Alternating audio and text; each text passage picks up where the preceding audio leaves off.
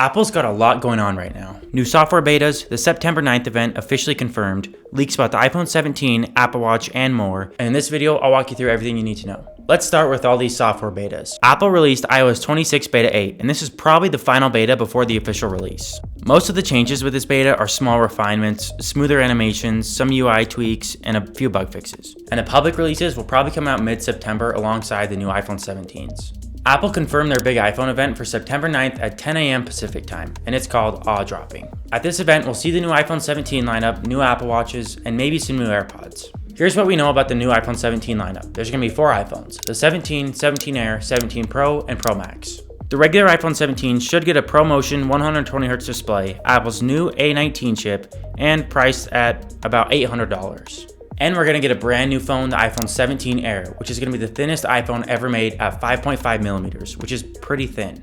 It'll have a pretty big 6.6-inch ProMotion display, but in order to make it so thin, they're getting rid of a lot of things, like the fact that there's only one camera and the battery is a lot smaller, making battery life probably kind of an issue. Then the iPhone 17 Pro and Pro Max are going to be their more powerful phones. We can expect triple 48 megapixel cameras and a 24 megapixel front camera, 12 gigabytes of RAM, a new vapor chamber for cooling, and the new A19 Pro chip. The Pro Max is going to get an exclusive feature with a real movable zoom lens, so it's actually going to move inside the iPhone, which is kind of cool, but I worry that it's going to break really easily.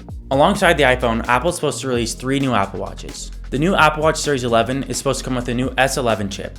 And with the Ultra 3, we should get a redesign and hopefully some more durability features. They might update the design on the Apple Watch SE 3 to a plastic design to help save on costs. Apple kind of flopped pretty hard with the iPhone 16s because they announced it with all these Apple Intelligence features that we still haven't really seen. So hopefully the iPhone 17s, they're gonna have some really cool feature that just is awe-dropping.